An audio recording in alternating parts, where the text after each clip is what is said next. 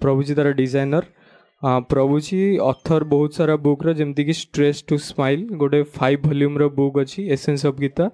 प्रभुजी तार ऑथर एवं प्रभुजी यूथ मान ट्रेनिंग कर विगत 30 वर्ष है जमती कि IITs रे NITs रे आउ अदर माने अदर कॉलेज और यूनिवर्सिटी मानक। सो प्रभुजी प्रीचिंग कर पुणे, कोलकाता, कानपुर, मुंबई, थाने, बांगालोर, हैदराबाद, चेन्नई, धारवाड़, बेल्जियम, मैसूर, बेलागम, मैसूर। तो यहाँ इंडिया आउ इंडिया बाहर जमी अमेरिका और अलग देश मानक प्रचार कर डाटा आम पाखे ना कि प्रभुजी बहुत देश प्रचार कर। तो प्रभुजी आम स्वागत करिया थरे हरे कृष्ण महामंत्र होई हरे कृष्णा कृष्णा कृष्णा हरे हरे, हरे राम राम राम हरे हरे। हिज ग्रेस राधे श्याम प्रभु जी की जय।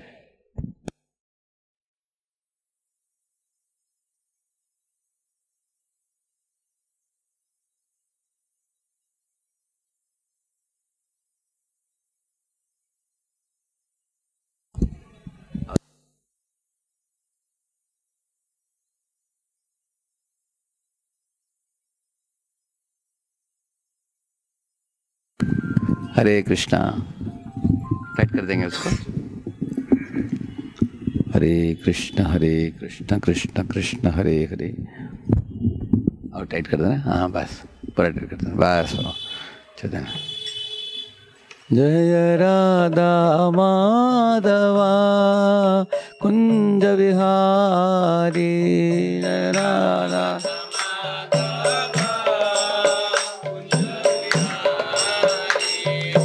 राधा माधवा कुंज बिहारी।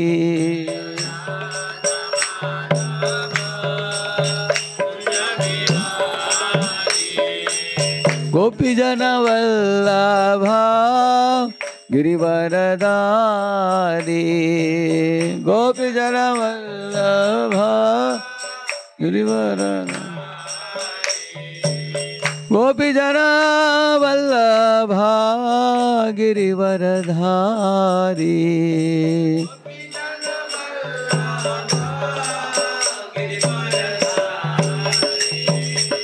यशोदानंदन ब्रज जन रंजन,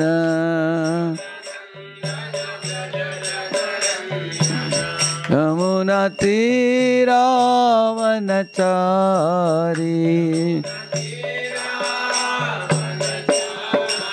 जय राधा माधवा कुंज बिहारी।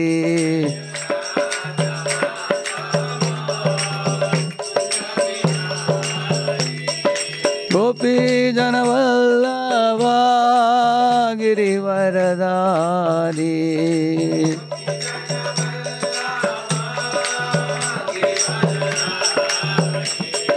यशोदानंदन ब्रज जन रंजन, यशोदानंदन ब्रज जन रंजन, यमुना तीरा वनचारी, जय राधा माधवा कुंज बिहारी।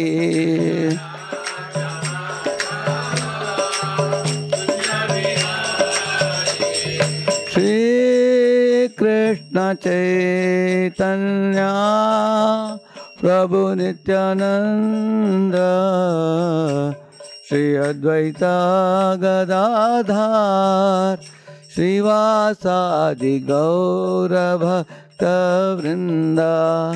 जय श्री कृष्ण चैतन्य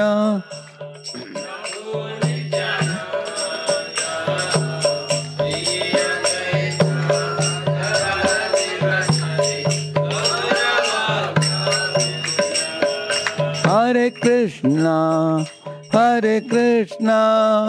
कृष्णा कृष्णा हरे हरे, हरे Ram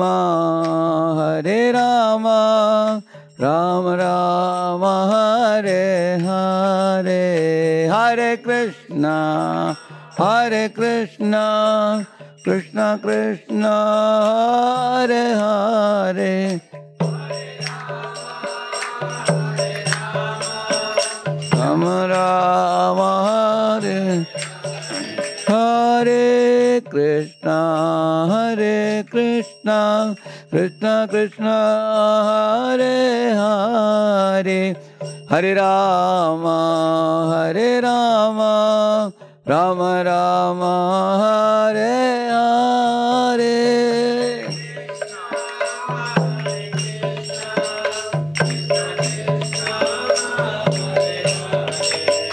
Hare Rama,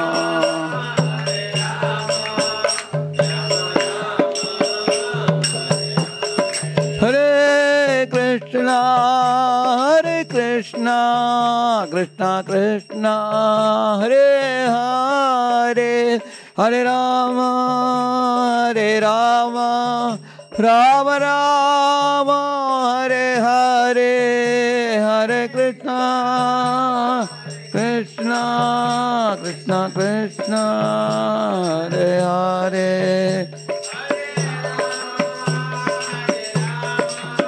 Rama Rama, Hare Krishna, Hare Krishna, Krishna Krishna, Hare Hare, Hare Rama, Ram Ram, Hare Hare, Hare Krishna, Krishna Krishna, Hare Hare, Hare Ram. Jaya Jagannath, Jaya Jagannath, Jaya Baladeva, Jaya Subhadra, Jaya Jagannath.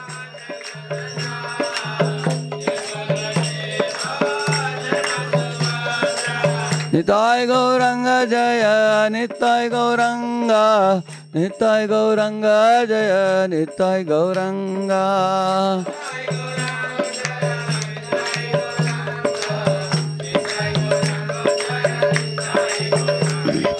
Krishna Balaram Jaya, Krishna Balaram, Krishna Balaram Jaya Vrindavana Dham, Krishna Balaram.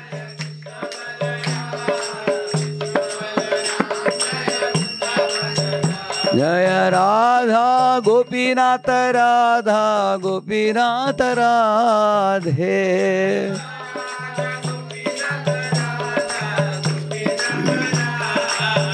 Jaya Prabhupada, Jaya Prabhupada, Prabhupada, Srila Prabhupada.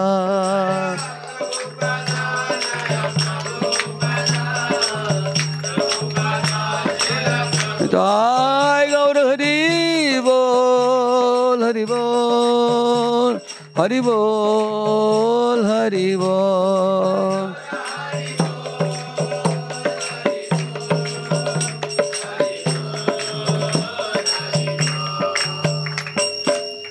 पावन हरिनाम संकीर्तन की, अनंत कोटि वैष्णव वृंद की। ओम अज्ञानतिमिरान्धस्य ज्ञानाञ्जनशलाकया चक्षुरुन्मीलितं येन तस्मै श्रीगुरवे नमः। श्रीचैतन्यमनोभीष्टं स्थापितं येन भूतले स्वयं रूपः कदा मह्यं ददाति स्वपदान्तिकं। वन्देऽहं श्रीगुरोः श्रीयुतपदकमलं श्रीगुरून् वैष्णवांश्च। श्रीरूपं साग्रजातं सहगणरघुनाथान्वितं तं सजीवं साद्वैतं सावधूतं परिजनासहितं कृष्णचैतन्यदेवं श्रीराधा कृष्णपादान् सहगणललिता श्रीविशाखान्वितांश्च। नमो ॐ विष्णुपादाय कृष्णप्रेष्ठाय भूतले श्रीमते भक्तिवेदांत स्वामिन्निति नामिने। नमस्ते सारस्वते देवे गौरवाणी प्रचारिणे निर्विशेषा शून्यवादी पाश्चात्यदेशतारिणे। वाञ्छाकल्पतरुभ्यश्च कृपा सिन्धुभ्य एव च पतितानां पावनेभ्यो वैष्णवेभ्यो नमो नमः। जय श्री कृष्ण चैतन्य प्रभु नित्यानंद श्री अद्वैत गदाधर श्रीवासादि गौर भक्त वृंद। हरे कृष्णा कृष्ण कृष्ण हरे हरे हरे राम राम राम हरे हरे। सब लोग पीछे बोले ओम नमो भगवते वासुदेवाय। ओम नमो भगवते वासुदेवाय। ओम नमो भगवते वासुदेवाय। नारायणं नमस्कृत्य नरं चैव नरोत्तमं देवीं सरस्वतीं व्यासं ततो जयमुदीरये। नष्टप्रायेषु अभद्रेषु नित्यं भागवत सेवया भगवत्युत्तमश्लोके भक्तिर्भवति नैष्ठिकी। कृष्णाय वासुदेवाय देवकी नंदनाय च नंदगोपकुमाराय गोविंदाय नमो नमः। हरे कृष्णा। आज सुबह तुकाराम प्रभु इधर आए थे। उन्होंने बोला कि बहुत कुछ समय में ही आप लोग इधर से शिफ्ट होकर आईआईटी के निकट एक जो सेंटर आ रहा है उधर जाने वाले हैं, करेक्ट है ना? कुछ 1-2 महीने में शायद। तो उन्होंने बोला कि आप उसके विषय में कुछ भक्त लोगों को कुछ बताइए, वो सेंटर के बारे में, कैसे वो सेंटर आएगा, उसको कैसे आप डेवलप करें। तो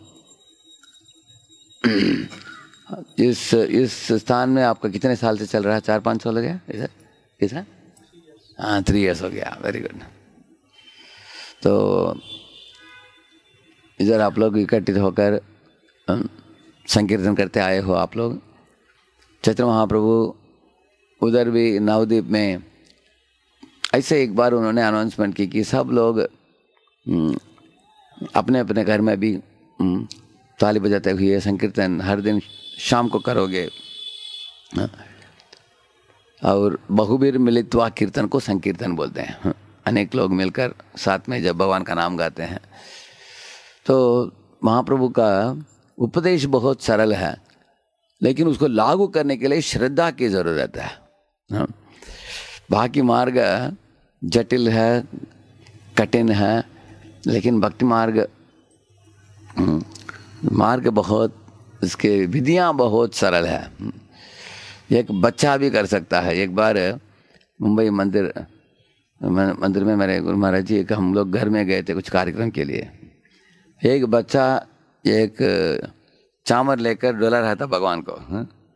तो मेरे गुरु महाराज ने दिखाया, बोला कि देखो ये चामर डुलाना इतना सरल चीज़ है, एक बच्चा भी कर सकता है उसको।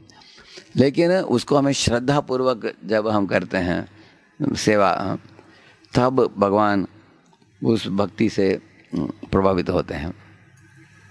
तो चैतन्य महाप्रभु चैतन्य चरितामृत के 19वां अध्याय में एक उपमा के द्वारा हमारे आध्यात्मिक जीवन में हम लोग कैसे प्रगति करते हैं उसके संबंध में महाप्रभु समझाते हैं। तो उसको मैं संक्षिप्त रूप में आपको बताऊंगा। प्रभुपाद जी बताते हैं कि जिस तरह स्कूल जाने वाले बच्चे होते हैं उनको खेल कूद में ज़्यादा रुचि है, स्कूल जाने में उतना रुचि नहीं है।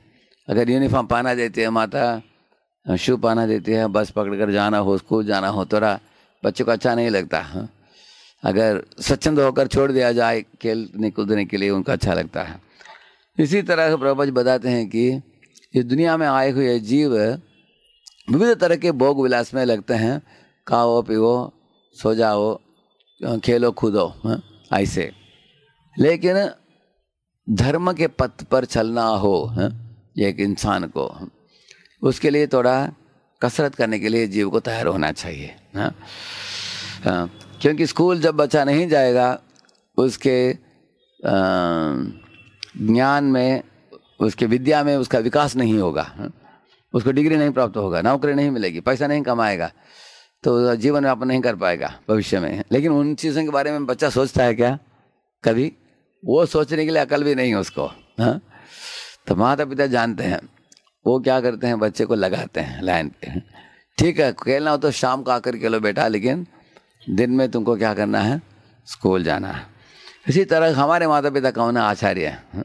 जैसे प्रभुपाद जी हैं, प्रभुपाद के शिष्य हैं, ये लोग हम लोगों को आकर्षित करके भगवत भक्ति के मार्ग में लगाते हैं। हम भी बच्चे जैसे हैं, क्योंकि हम इस दुनिया में इतनी जिम्मेदारी हम ले लेते हैं। कभी कभी बोलते हैं कि भगवान के लिए फुर्सत नहीं है अनेक लोग बोलते हैं। जो ये किसके समान है? अगर कोई कार, उसके बाद कार को पानी से धुलाया, टायर में हवा डाल दिया, रेडिएटर में पानी डाल दिया, और गाड़ी में पेट्रोल भी डाल दिया।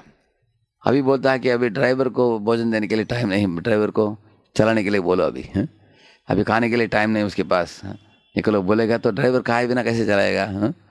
ड्राइवर के लिए अलग भोजन होता है। इस तरह हम लोग आत्मा हैं, गाड़ी रूपी शरीर में बैठे हैं।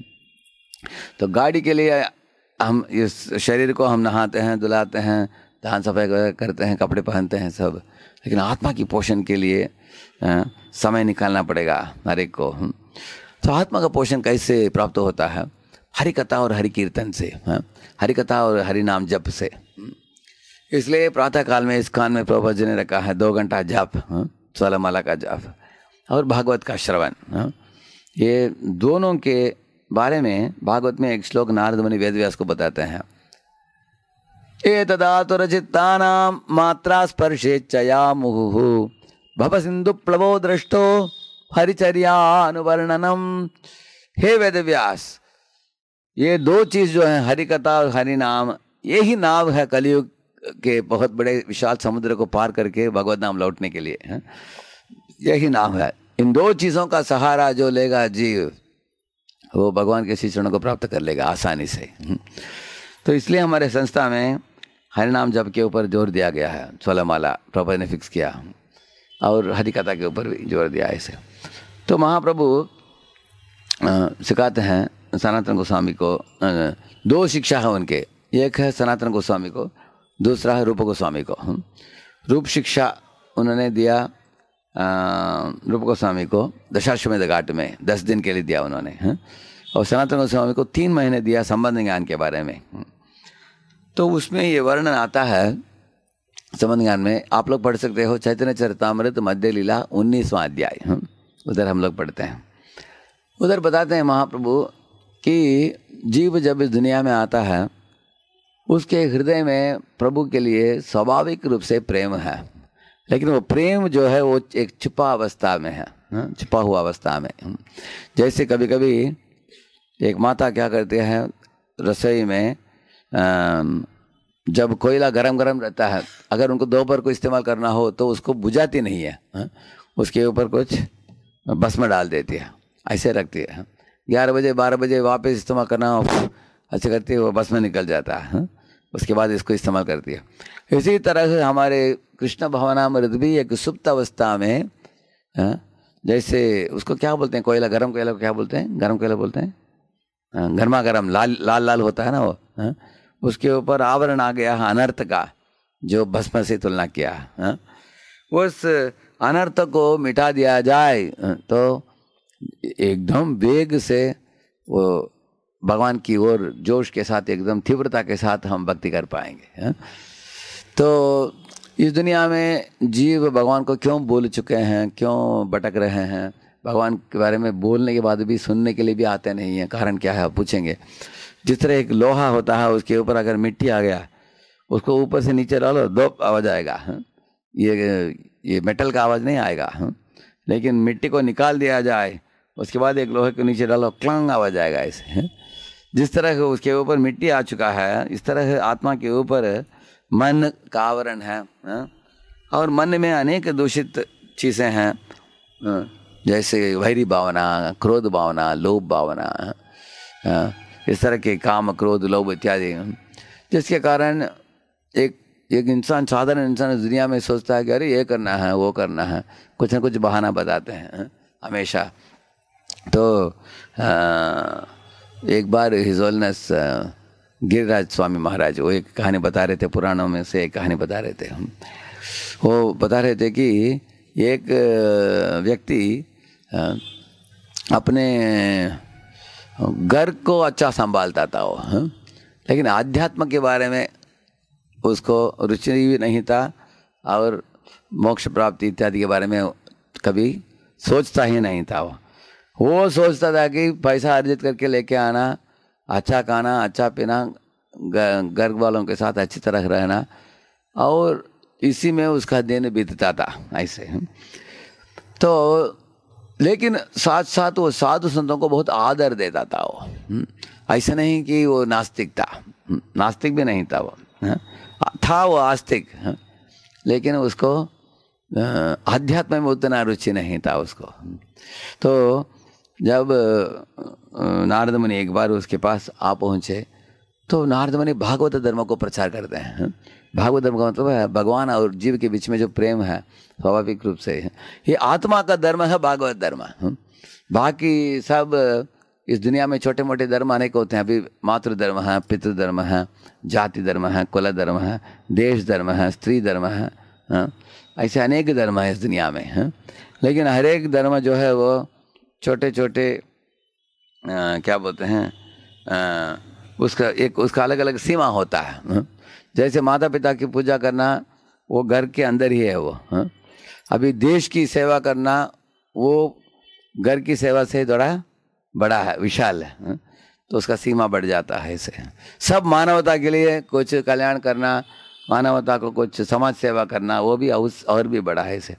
लेकिन अगर भगवान जो प्रभु हैं, सब जीवों के परम पिता हैं, सबके जीवन के लिए प्रिय है, उनकी सेवा करना जो होता है उसको बोलते हैं भक्ति, बोलते हैं भागवत धर्म बोलते हैं उसको। जैसे सोच लीजिए एक पेड़ हो, पेड़ में अनेक डालियां हैं, अलग अलग धर्म अलग अलग डाली के बराबर है, लेकिन भागवत धर्म किसके बराबर है? तना के बराबर है। करेक्ट है, तना बोलते हैं उसको, तना स्टेम, नहीं तो मूल के बराबर है। तो अगर आप मूल में पानी डालोगे तो बाकी डालियों को वो पहुंच जाएगा। इस तरह के भागवत में एक श्लोक है, श्लोक बोलेंगे आपको। देव ऋषिर्भूताप्त नृणाम पितृणाम न किंकरो नायम ऋणी चराजन सर्वात्मना यश शरणम शरण्यम गतो मुकुंदम परिहृत्य कर्तम। ऐसे बताया गया कि इस दुनिया में अनेक कर्तव्य हम सब लोगों के लिए हैं।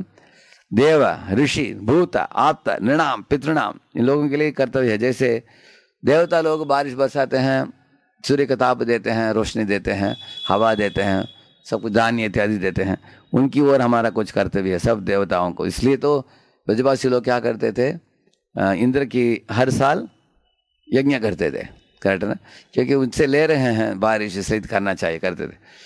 हाँ, देव, ऋषि लोगों ने हमको नैतिक जीवन सिखाया है, कैसे समाज में शांति सुख के साथ सब लोग जी सकते हैं, वो लोगों ने उपदेश दिया है। इसलिए उनकी ओर उसको ऋषि ऋण बोलते हैं उसको, ऋषि ऋण।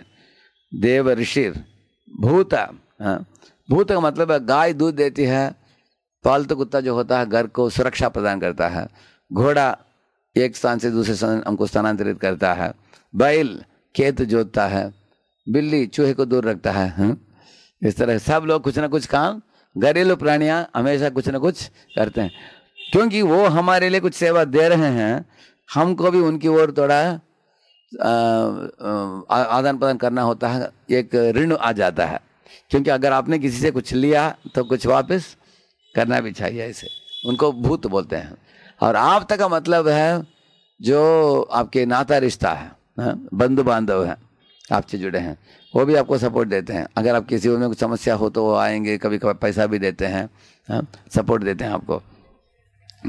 और नृणाम, आपके घर में कोई अतिथि आ जाते हैं, अतिथि सत्कार करना, नृणाम।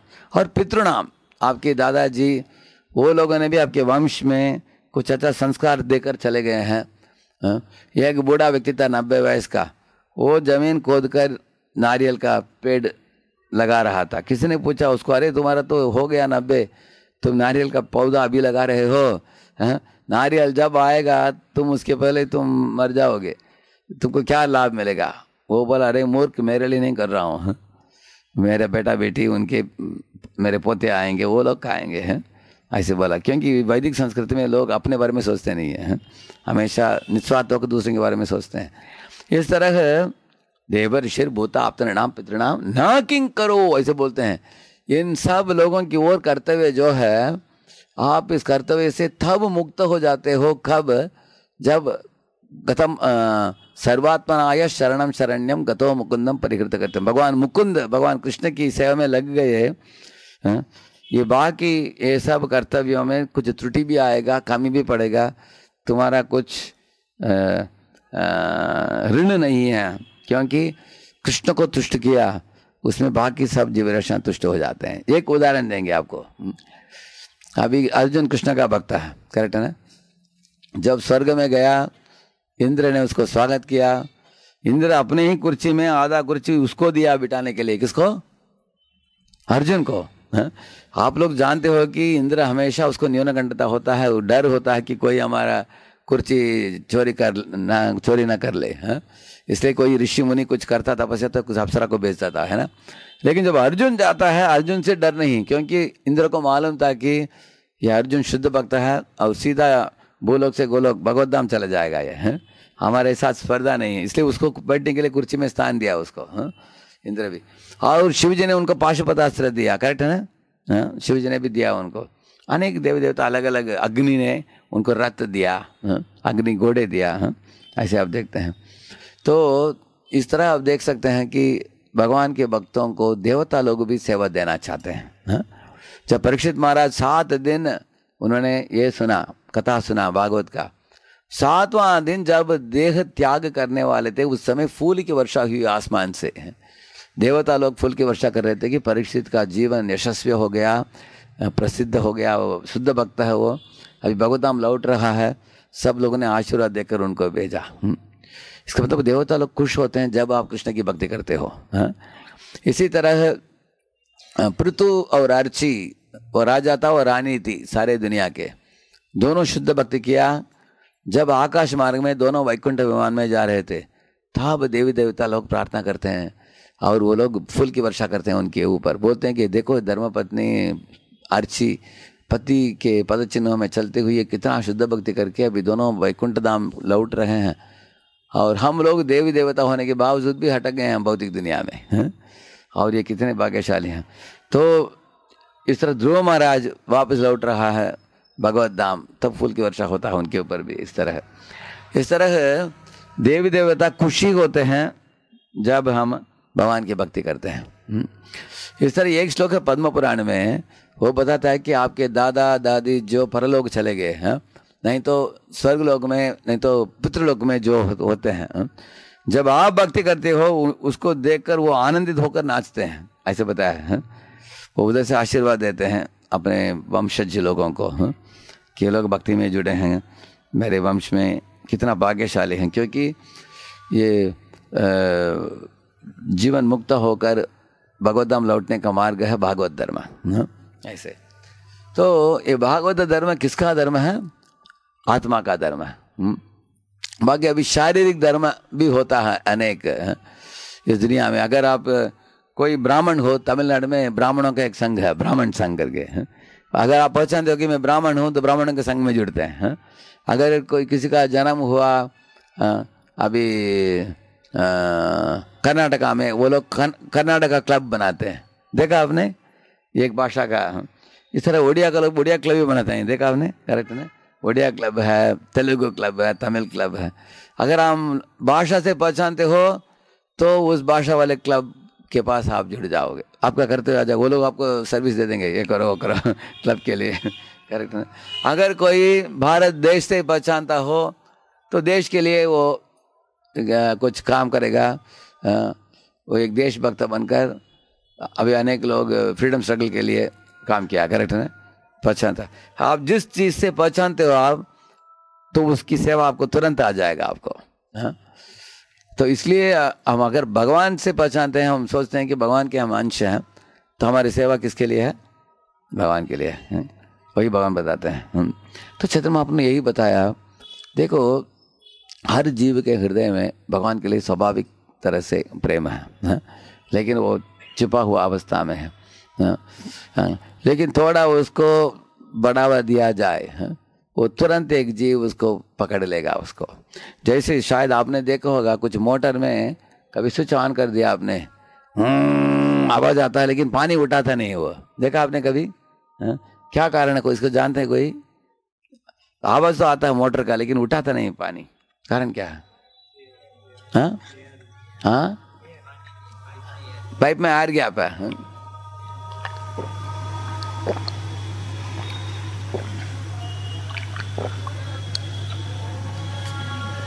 उसको वो हवा का गैप जो होता है ना, उसको मिटाने के लिए क्या उपाय है? किसी के पास उपाय है? क्या उपाय, कौन जानता है?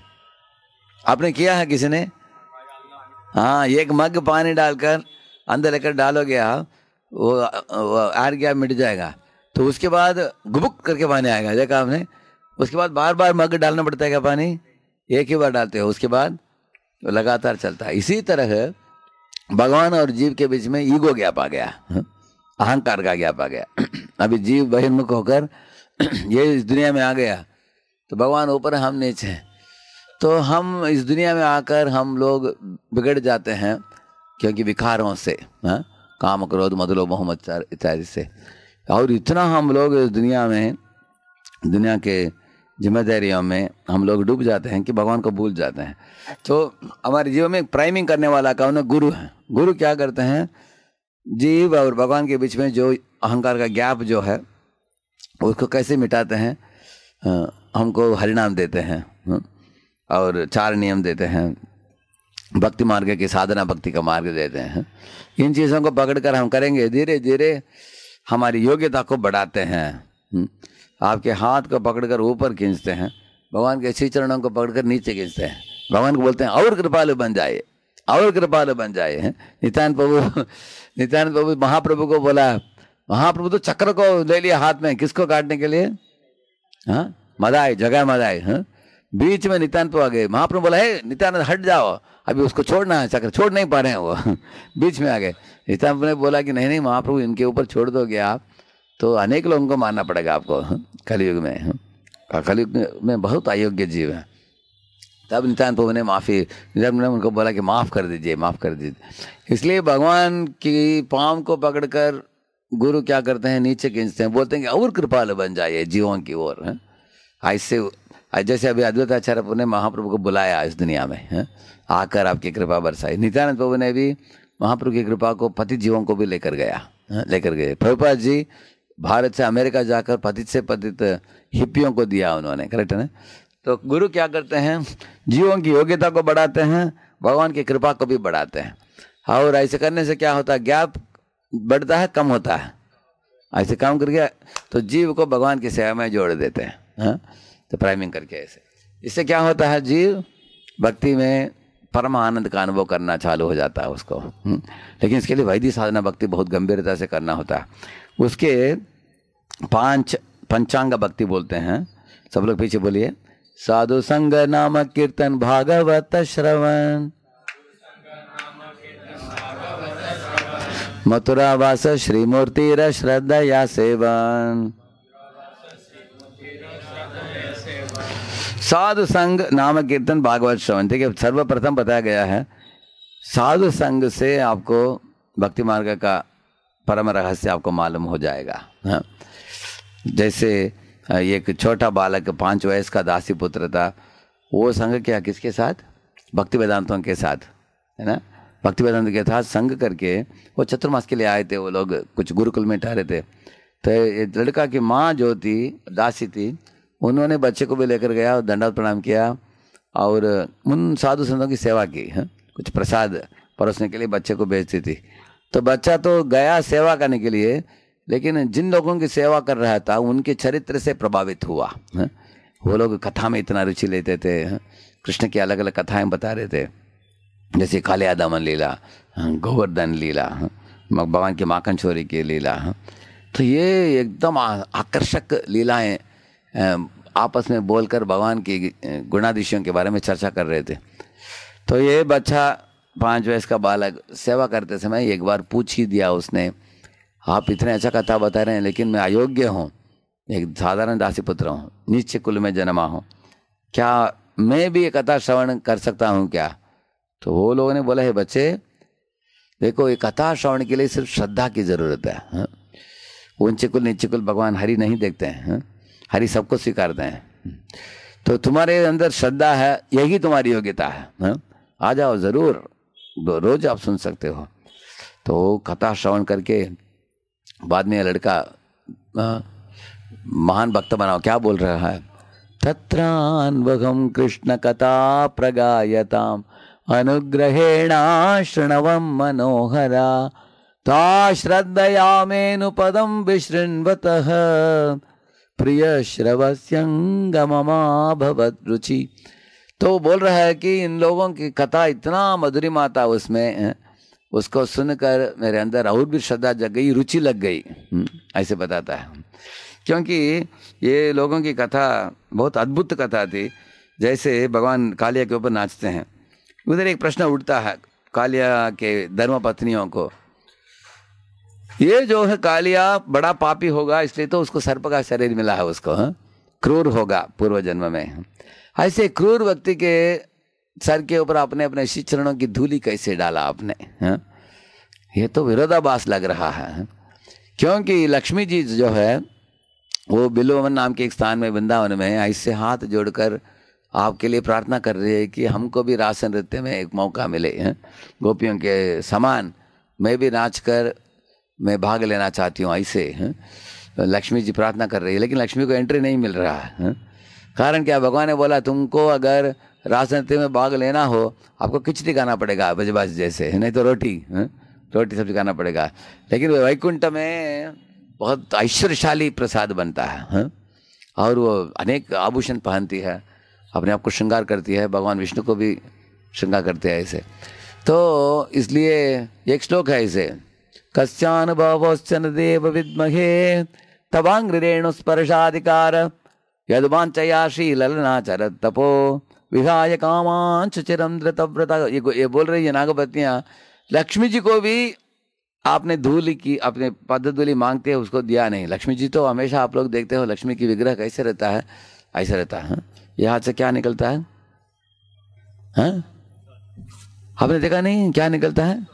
सोने का सिक्के निकलते हैं। लेकिन सिर्फ वृंदावन में ऐसी दर्शन नहीं देते। कैसे दर्शन देते हैं? प्रार्थना कर रही है। वैकुंठ में ऐसे दर्शन, वृंदावन में ऐसे। क्योंकि वृंदावन में याचना कर रही है कि ब्रजवासियों से मुझे आप अपने झुंड में ले लो, मुझे भी ऐसे मेहनत कर रहे हैं। उसको भगवान धूल नहीं दे रहे हैं उसके सर के ऊपर, लेकिन कालिया के ऊपर दे रहे हैं। ये बता रही है कालिया की पत्नियां, हमको मालूम नहीं कि क्यों, किसी को कारण मालूम है किस कारण से भगवान ने नृत्य किया कालिया के सर के ऊपर? वो तो ईर्ष्यालु सर्प था, उसके मुख से निकलने वाले धुआं और विष गोप बालकों को भी मार दिया। करेक्ट है ना? क्योंकि गोप बाल वो पानी पीकर मर गए, वो सब पड़े थे वो यमुना के तट में, है कि नहीं? पंचियां भी नीचे गिरती थी, जलकर राख बन जाती थी, और निकट के पेड़ पौधे सब काला काला हो गए, कार्बन ब्लैक हो गए वो इसके विष के कारण। ऐसे विषैली सर्प को भगवान ने कृपा क्यों दिखाया, कौन जानते हैं? ये नागवती हम बोलते हैं हमको मालूम नहीं कैसे आपने ऐसे जहरीला शाम को आपने कृपा दिखाया, लेकिन लक्ष्मी को भी कृपा नहीं दिया, ऐसे बता रही है। किसको मालूम है? वो कारण बाद में भागवत में ही दिया गया है। भगवान ने सोचा कि नागपत्नियां मेरे शुद्ध भक्त हैं, अगर उनके पति को मैं भक्ति प्रदान करूंगा तो वो सब लोग खुश हो जाएंगे। तो भक्तों को खुश करने में भगवान का खुश है, इसलिए उन्होंने सोचा कि कालिया को मैं कृपा दिखाऊंगा। इस तरह सोचकर भगवान ने, एक्चुअली भगवान भक्तों को खुश करना ही चाहते हैं। जैसे नारद मुनि ने एक बार 2 नलकुर मणिगिरी को श्राप दिया था, मालूम है आपको? क्या श्राप दिया था उनको? क्या बन जाओ? हाँ, वृक्ष बन जाओ। लेकिन 2 वृक्ष को भगवान ने जब देखा, तमल अर्जुन वृक्ष को, तुरंत उनको किसका याद आया? नारद ने का याद आया। सोचा कि नारद ने बोला था कि ये 2 पेड़ बनेंगे और उद्धार करना मेरा काम है, तो अगर मैं उद्धार कर दूंगा इनको तो कौन खुश हो जाएंगे? तो भगवान अपने भक्तों को खुश करना चाहते हैं। तो 2 पेड़ के बीच में अपने उकल को घसीटते हुए गए, और वो हट गया। उसके बाद ऐसे जोर से खींचा उन्होंने, तो दोनों पेड़ नीचे गिर पड़े। तो मेरा बैकग्राउंड है मैकेनिकल इंजीनियरिंग, मुझे एक प्रश्न उठा मन में, अगर कोई बच्चा 2 पेड़ के बीच में जाकर ऐसे खींचता है तो क्या होगा? उकल जैसे कि वैसे रह जाएगा पीछे, और बच्चे के पीछे ये पूंछ जैसे थोड़ा रस्सी रहेगा। करेक्ट है ना? क्योंकि रस्सी तो फट जाएगा, तो थोड़ा पीछे ऐसे रहेगा, ऐसे ही तो ये कैसे दो पेड़ कैसे टूटे, मुझे समझ में नहीं आया। तो मैंने अनेक भक्तों को प्रश्न पूछा, मैंने ये क्यों हुआ ऐसे। भक्त लोग बोले प्रभु जी इस तरह का प्रश्न वगैरह पूछना नहीं चाहिए आपको, है अपराध हो जाएगा, है?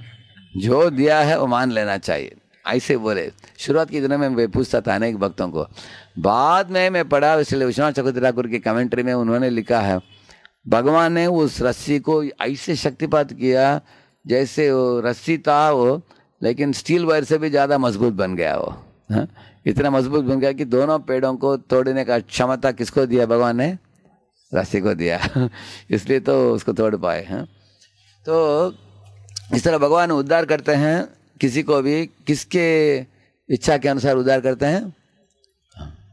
इसलिए हमारे गुरु और हमारे आचार्य प्रभुपाद वो शुद्ध भक्त हैं, उनकी इच्छा है कि हमारा उद्धार हो जाए, इसलिए हमारा उद्धार हो जाएगा। समझना आपने? इसलिए हम क्यों दीक्षा लेते हैं, क्यों उनके अनुगामी बनते हैं? क्योंकि अगर आपकी इच्छा हो कि भगवत धाम लौट जाना चाहिए इसी जन्म में, इस दुनिया में आवागमन नहीं होना चाहिए, तो हम दीक्षा लेकर विधिवत हम आध्यात्मिक जीवन को पालन करना चाहिए। तब तो ये कृष्ण प्रेम ऊपर उमड़ आएगा, हाँ? नहीं तो अनर्थ का ऊपर उसको दबा देंगे और उससे हम लाभान्वित नहीं हो सकेंगे।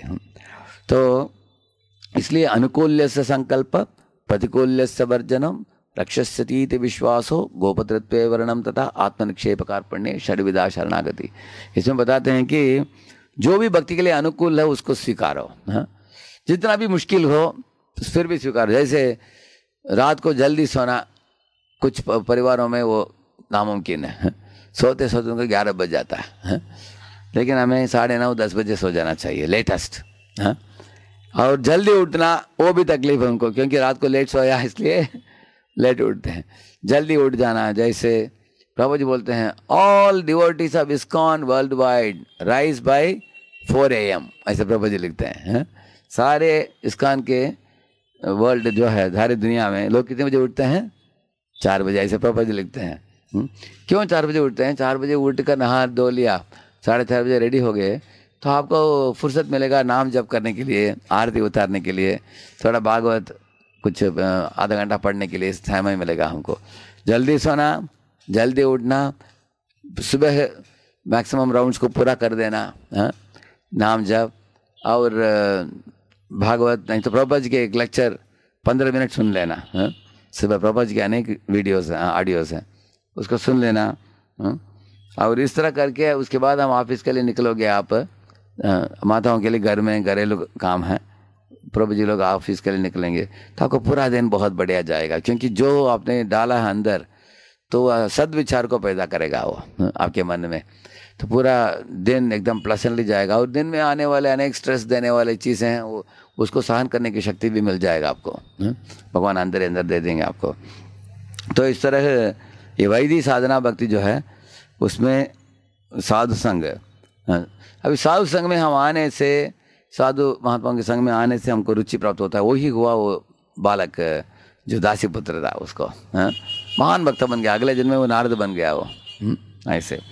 तो एक उदाहरण दिया है भागवत में, एक लकड़ी को एक कुएं के अंदर डालो, वो तैरेगा डूबेगा? बताइए। एक लकड़ी है, इस तरह का एक लकड़ी है, उसको ऊपर से एक कुएं में डालो, वो तैरेगा डूबेगा? वो तैरेगा वो, हाँ? और ये लोहे का एक ऐसे एक रिंग ले लो, उसको पानी में डालो, वो तैरेगा डूबेगा? वो डूबेगा। लेकिन वो लोहा का जो रिंग है उसको लकड़ी के ऊपर ऐसे डालकर दोनों को साथ में डालो, तब क्या करेगा वो? तैरेगा डूबेगा? क्या करेगा? कौन कौन बता सकते हैं? हाँ, तैरेगा वो, आप ट्राई कर सकते हैं, हाँ? वो तैरता है। इसी तरह शास्त्र क्या बताते हैं, जो लोग शुद्ध भक्त हैं वो लकड़ी जैसे हैं, और बद्ध जीव जो हैं वो लोहे के रिंग जैसे हैं। जैसे हम इस दुनिया में आए हैं अनेक विकारों के साथ, तो हम डूब जाते हैं संसार में, लेकिन वो लोग तैरते हैं। लेकिन उनके आदेशों को गंभीरता से हम पालन करेंगे, उनसे आकर्षित होंगे हम, तो हम ये ऐसे रिंग के बराबर है, जो रिंग लकड़ी के ऊपर अंदर आपने चलाया ऐसे, हैं? तो उसको डालने से क्या होता है, ये भी तैरता है। कौन? हाँ, लकड़ी तो तैरेगा ही, हाँ, लोहे का रिंग वही तरह। तो हम भी अगर संसार में डूबना नहीं चाहते, ऊपर ऐसे हम फ्लोट करना चाहते हैं, तो उसके लिए उपाय क्या है? एक श्लोक है, प्रसंगम अजरम पाशम आत्मन कवयो विदुः सयैव साधुषु कृतो मोक्ष द्वारम अपावृतम। साधुओं के वाणी से हम आकर्षित हो जाते हैं। कुछ कुछ लोग हैं प्रभुपाद जी की वाणी सुबह शाम सुनते रहते हैं। अगर आप जितना सुनने में आपको मजा है उसमें, मतलब आपको उनकी ओर आकर्षण आ गया उनके वाणी से। उनके वाणी में ही भगवान छुपे हुए हैं। उस वाणी को सुनकर अगर तात्पर्य पढ़ना गीता भागवत चैतन्य चरितामृत, इसी तरह प्रभुपाद के लेक्चर्स। देखिए, हमें प्रभुपाद के लेक्चर कम से कम 15 मिनट सुनना, आपके गुरु के लेक्चर 15 मिनट सुनना, ये होने के बाद और भी बाकी दूसरे वक्ताओं का प्रवचन आप सुन सकते हो। आजकल लोग क्या करते हैं, अनेक लोगों का सुनते हैं लेकिन गुरु का प्रभुपाद का सुनते नहीं है। वो बहुत इंपॉर्टेंट है। पहले प्रभुपाद गुरु का पूरा कर देना चाहिए, आधा घंटा कम से कम। 15 मिनट प्रभुपाद, 15 मिनट गुरु जी रोज। उसके बाद और भी दूसरे वक्ताओं से सुनना है, अच्छा समझाने वाले, किसी को अच्छा लगता है आपको तो उनसे सुन सकते हैं। तो इस तरह सुनने से क्या होता है, आपका आंख खुल जाता है, आध्यात्मिक आंखें। आपको जैसे भी चश्मा है, चश्मा को निकाल दिया तो हम दिख तरह से देख नहीं पाएंगे। चश्मा है तो हम देख पाते हैं। इस तरह से आपको आध्यात्मिक चश्मा मिलता है श्रवण करने से ऐसे। तो साधु संग, नाम कीर्तन, नाम कीर्तन से हृदय की मलिनता मिट जाता है। जैसे आईने में धूल पड़ा है, चेहरे आप देख नहीं पाते हो, एक गीला कपड़ा लेकर पहुंचो, एकदम क्लियर दिखता है वो। इस तरह से बताया गया, चेतो दर्पण मार्जना। तीसरा है साधु संग, नाम कीर्तन, भागवत श्रवण। ये भागवत श्रवण से भगवान की ओर प्रीति बढ़ेगा और हमारा हृदय पिघलेगा। क्योंकि जब हृदय पिघलता है तब नाम जब भी अच्छा होता है। लेकिन इसके लिए भागवत का श्रवण करना चाहिए नियमित रूप से। और मथुरावास का मतलब आपके घर को वृंदावन जैसे बना दीजिए। अभी किसी के घर में गया था मैं, उन्होंने बुलाया था, कहीं भी मुड़कर देखो सब दीवार में उनके घर वालों का ही फोटो है। बड़ा बड़ा फोटो है, अलग अलग पोस्ट में दे रहे हैं। मैंने पूछा भगवान का कुछ लगाया नहीं क्या? वो लोग बोले अभी अभी हम आ रहे हैं भक्ति में, एक माला चल रहा है हमारा, उनका एक माला चल रहा है उनका भी। धीरे धीरे भगवान का फोटो आ जाएगा शायद उनके घर में। हम, ये गलत नहीं है कि आपके परिवार वालों का फोटो लगाया आपने, उसमें कुछ गलत नहीं, फिर भी भगवान का भी लगाना चाहिए। क्यों लगाना चाहिए? क्योंकि सिर्फ हम घर वालों को देखेंगे, सिर्फ हमारा देहात्म बुद्धि बढ़ेगा। लेकिन भगवान का फोटो लगाने से भगवत नाम का याद आएगा। अभी यशोदा कृष्ण का फोटो लगाया, कृष्ण गोप बालकों के साथ यमुना के तट में गोचारण के लिए जा रहे हैं। ऐसे प्रातः काल में उठकर ऐसे पिक्चर्स को देखने से क्या होता है, थोड़ा स्मरण आ जाता है भगवान का और भी, है ना। इसलिए घर में भी कुछ लोग जो नए नए लोग के घर में जाकर देखो बड़ा टीवी लगा कर रखा है फ्रंट में, है फ्रंट हॉल में। लेकिन भक्ति में जो गंभीर बन गए उनके घर में जाकर देखो बड़े हॉल में क्या रहेगा, आल्टर रहेगा। कितने लोगों ने देखा है? करेक्ट। पहले उनके घर में पहले क्या था? टीवी था। टीवी कौन देखता है? सब दादा दादी, नाना नानी, पाता पिता, बेटा बेटी, पोता पोती, सब लोग। तो हम लोग उस तरफ से ऊपर उठकर अगर आप 16 माला तक आ गए तो आल्टर आ जाता है आपके घर में, सुंदर आल्टर। और उसका मतलब जिनके घर में बड़ा आल्टर है, भगवान की पूजा होता है, उसका मतलब उनकी आध्यात्मिक चेतना में विकास हो रहा है उनका। जिनके घर में सिर्फ बड़ा टेलीविजन है, आल्टर एकदम छोटा है, किचन में कोने में है, उसका मतलब अभी तक चेतना का विकास नहीं हुआ है उनका। एक व्यक्ति के घर में गया, वो नीचे से ऊपर जाने के लिए सीढ़ी है, वो सीढ़ी के नीचे एक आल्टर बनाया उसने, ऐसे ट्रायंगल बना कर रखा हो। सुबह उसको खोलकर ऐसे अगरबत्ती घुमाता है, बंद कर देता है। मैंने बोला अरे तुम चलते हो ऊपर, तुम्हारे पाँव के नीचे भगवान का कैसे आल्टर बनाया तुमने? तो निकलो। वो बोला गलत है क्या प्रभु जी? मना बड़ा अपराध है। बोला डर गया वो मैंने हॉल में क्यों नहीं लाया तुमने? हॉल में टेलीविजन है ना प्रभु जी, इसलिए बोला। बोले निकालो टेलीविजन अभी, भगवान को बिठाओ उधर। इस तरह से गंभीरता बढ़ता है आध्यात्मिक जीवन में। तो मथुरावास का मतलब आपके घर को ही क्या बना देना? वृंदावन जैसे बना देना। वृंदावन कब बनेगा? आपके घर में कोने कोने में देखो भगवान का पिक्चर्स है, फोटो है, श्लोक है, तुलसी महारानी है, किताबें हैं, आध्यात्मिक किताबें हैं, मृदंग है, करताल है, तो मथुरा ही बन जाएगा आपके घर। ऐसे ये जिन गृह भजन देखी गृह ते गोलोक भाई, ऐसे गीत में भक्तिविनोद गाते हैं कि उनके 10 बच्चे थे, मालूम है आपको? भक्तिविनोद ठाकुर के, उनकी पत्नी का नाम था भगवती देवी, उनका 10 बच्चे थे, लेकिन बच्चे तो 10 थे, सबके सब भक्त थे। शाम को मैं आता हूँ घर, वो हाईकोर्ट मैजिस्ट्रेट थे वो, मैं जब घर आता हूँ कोई बच्चा मृदंग बजा रहा है, कोई नाच रहा है, कोई गा रहा है, कोई करताल बजा रहा है, कोई आरती उतार रहा है, मेरे घर में गोलोक वृंदावनी को उतर कर आ गया, ऐसा बता रहे हैं वो। हाँ, ये दिन गृह भजन देखी गृह थे गोलोक बाय, ऐसे अच्छे अद्भुत बच्चे थे उनके, और खुद भी महाशुद्ध भक्त थे वो। इसमें कौन कौन दीक्षित हैं इधर? अच्छा, 1 2 3 4 5 6, अच्छा है, वेरी गुड। तो बाकी लोगों को भी समझ में आ जाएगा दीक्षा क्या है। 16 माला और 4 नियम पालन करना, गुरु को स्वीकार कर, इस तरह है। आदो गुरुपादाश्रय सद्धर्म पृच्छा कृष्ण दीक्षादि शिक्षणम विश्रम्भेण गुरु सेवा, गुरु से आज्ञा लेकर कुछ सेवा में जुड़ना चाहिए। हाँ, तो जैसे माताएं हार बनाती है भगवान के लिए, नहीं तो भोग बनाती है, राजभोग इत्यादि। और आपका सेंटर आने वाला है उधर, और भी आप लोगों का और मौका मिलेगा। मैंने सुना कि जगन्नाथ जी इधर से उधर जाने वाले हैं, करेक्ट है ना? जगन्नाथ जी उधर जाएंगे और उधर बड़ा हॉल है, करेक्ट है ना? इधर से इसका दुगना है, हाँ बड़ा 4 गुना है, हाँ वेरी गुड। तो सेवा अच्छी बढ़िया सेवा है उधर आप लोगों के लिए। भविष्य में और भी बड़ा बन सकता है, जमीन अभी आ रहा है, करेक्ट है ना? अगर आप लोगों का संख्या बढ़ जाएगा तो भगवान, मेरे गुरु महाराज बोलते थे कि तुम भगवान ने जो भी हाल दिया हो उसको भर दो तो भगवान और बड़ा दे देंगे आपको। इधर आपने इसको भर दिया है, इसलिए प्रोग्राम आपको इधर करना पड़ता है। अब ये भी भर जाता है तो उधर मिलता है। अच्छा, भगवान बड़ा बड़ा देते रहेंगे ऐसे। आदो कृपादाश्रय सधर्म पृच्छा विश्रम्भेण गुरु सेवा, विश्रम्भेण गुरु सेवा, गुरु की सेवा करना चाहिए। हर एक को कुछ ना कुछ सेवा चलन, प्रभुपाद की किताब का वितरण, प्रसाद का वितरण, हरिनाम संकीर्तन, नहीं तो भगवान के लिए भोग बनाना, नहीं तो हार बनाना, भगवान के लिए आभूषण बनाना, भगवान के लिए कपड़े सिलाना, नहीं तो पूजा आराधना करना, इस तरह ये सब करके सेवा से चित्त का शुद्धि होता है। तो 5 + 5 10 बोल दिया ना मैंने। ये 64 अंगों में 10 महत्वपूर्ण अंग है।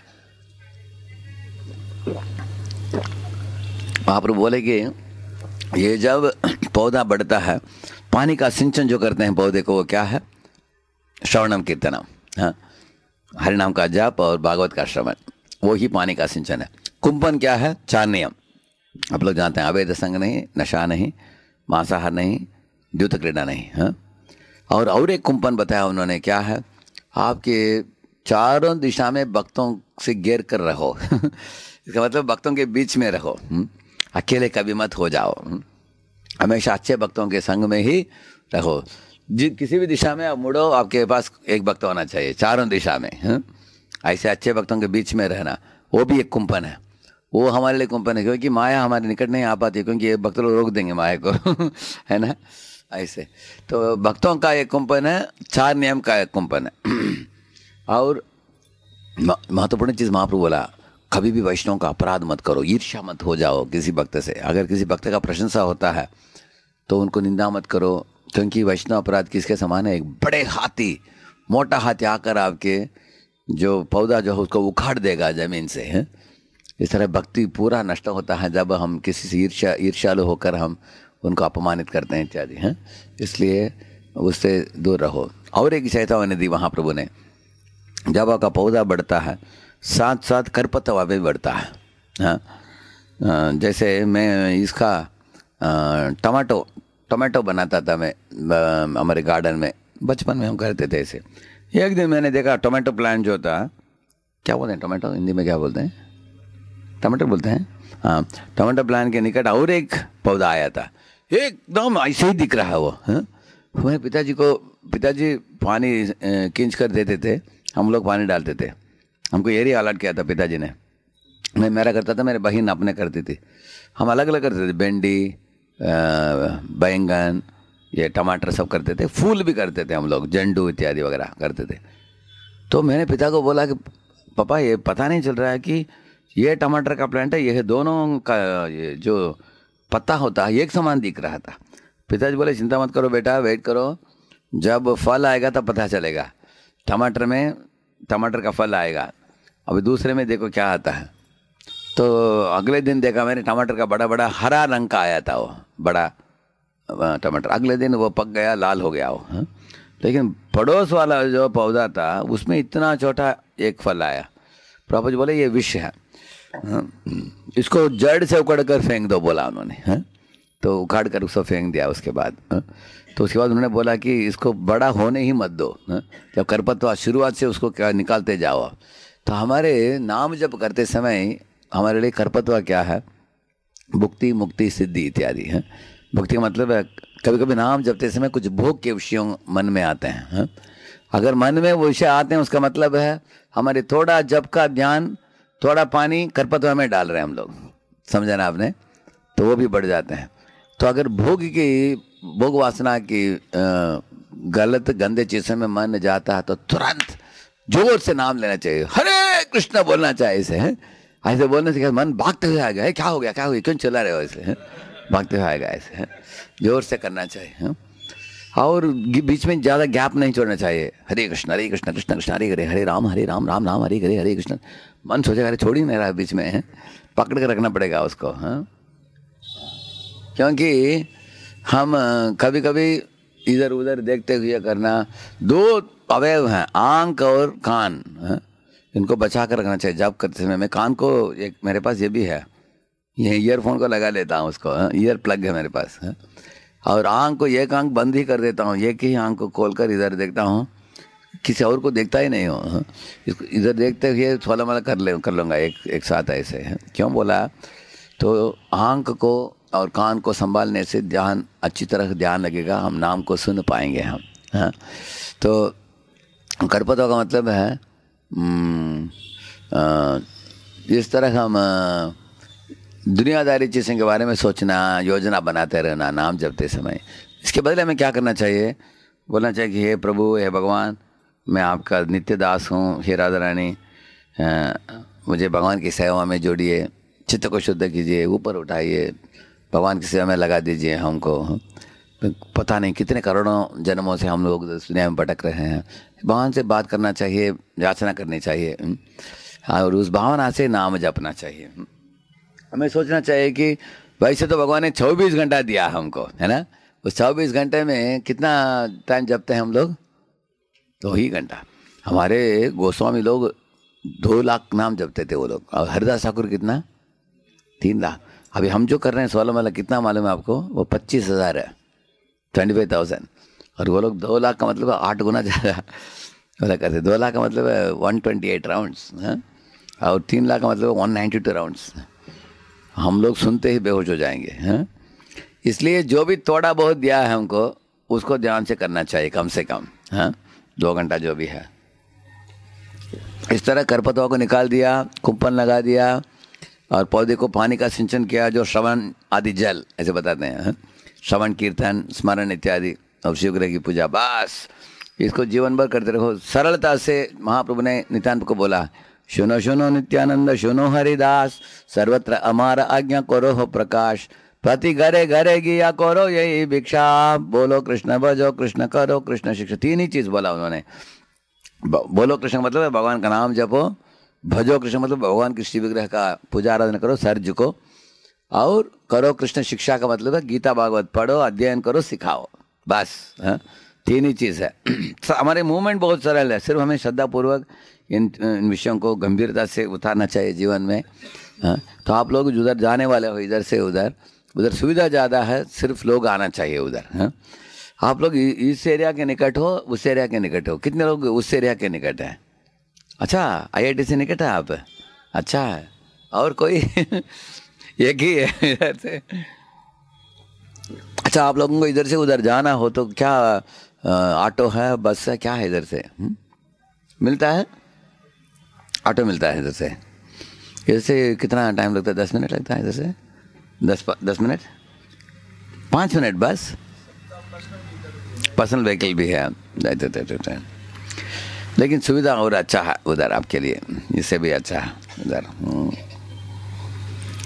ये छोड़ देंगे ना उधर जाने के बाद, दोनों को सोच रहे हैं। लेकिन प्रोग्राम चल सकता है इधर कभी कभी, अगर इधर कुछ वक्त शाम को आकर आदत पड़ गया इधर आना चाहते हैं तो प्रोग्राम चला सकते हैं, लेकिन मेन एक्टिविटी उधर कर सकते हैं। भक्त लोग कम्युनिटी के साथ में आकर जितना भक्ति करते हैं उनकी भक्ति शक्ति बढ़ जाता है। भक्ति साथ में किया जाता है, अकेले नहीं है। इसलिए आप देखेंगे ज्ञानी लोग, योगी लोग पेड़ के नीचे अकेले बैठकर करते हैं, लेकिन भक्त लोग आप देखेंगे गोस्वामी सब साथ में बैठकर पढ़ते हैं। हाँ, आप देखेंगे जीव गोस्वामी एक माधव महोत्सव नाम की किताब में बताते हैं, भक्ति मार्ग में भक्त एक दूसरे का सहारा लेकर भक्ति में आगे बढ़ते हैं इस तरह। तो प्रभुपाद ने इसलिए तो इस संस्था को स्थापित किया है, ताकि हम भक्त लोग साथ में एक कम्युनिटी बनकर भगवान की सेवा में जुड़े, ईर्ष्या रहित, एक दूसरे को सहयोग देते हुए, एक दूसरे की प्रशंसा करते हुए, भगवान को केंद्र बिंदु बनाकर हम भक्ति में आगे बढ़कर इसी बड़ा इस्कान का जहाज में रहकर हमको किनारे में पहुंचा देगा ये जहाज। जैसे वो किनारा क्या है, वही भगवत धाम है। श्री प्रभुपाद की। हाँ बोलिए। सरलता से इसको ग्रहण कर ले रहे हैं, पर कभी मन में प्रश्न आता है जो कर्म, जब हम कुछ कार्य करते हैं पर हमारा पूरा ध्यान नहीं है उस कार्य को बस कर लिया, लिखा है, सुना है, कर लिया, तो उसमें ये फल क्या हमको भक्ति का मिलेगा? जरूर मिलेगा। देखिए शरीर के स्तर पर हम जप करते हैं, करेक्ट है ना? अभी आपका हाथ तो माला घुमा रहा है, करेक्ट है ना? और गिन भी रहा है, तो उसका लाभ तो मिलेगा जरूर। अब मन को लाएंगे तो लाभ और ज़्यादा। जैसे हमारे मन, वाणी, शरीर, हमारे आत्मा सबको लाएंगे पूरा, तो उसका लाभ और भी ज़्यादा है।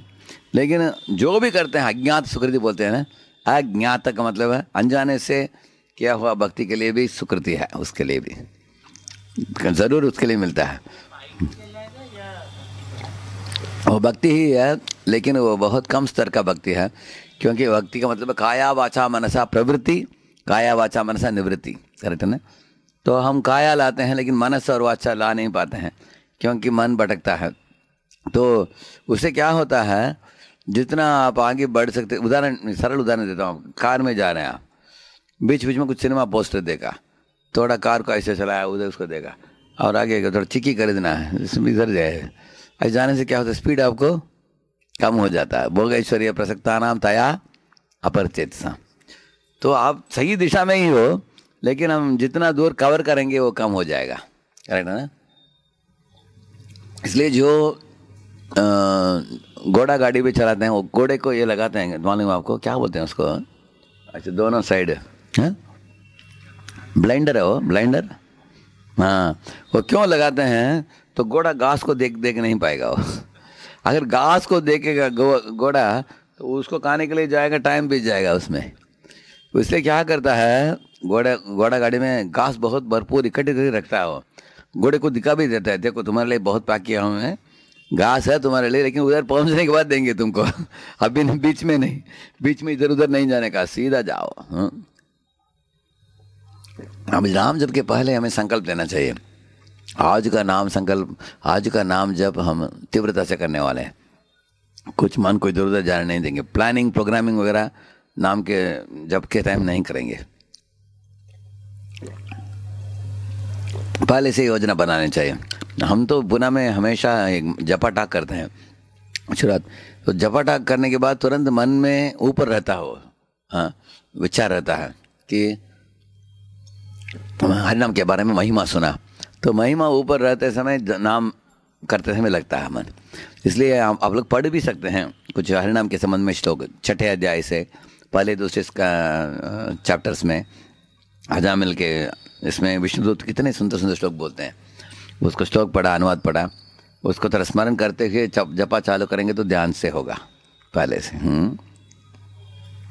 और भौतिक उपाधियों से दूर रहने के लिए हम शिव विग्रह की सेवा करते हैं। तो शिव विग्रह की सेवा करते करते भगवान का स्मृति और बढ़ेगा। हम सोचते हैं भगवान का कपड़ा है, भगवान के आभूषण है, भगवान के लिए फूल है, और भगवान को श्रृंगार करते समय भी भगवान संबंधित लीलाएं स्मरण आएगा। इसलिए भौतिक उपाधियों से ऊपर उठना और भगवत चिंतन का वर्धन करना, वो ही श्री विग्रह का श्रृंगार का मूलभूत उद्देश्य है। वो भी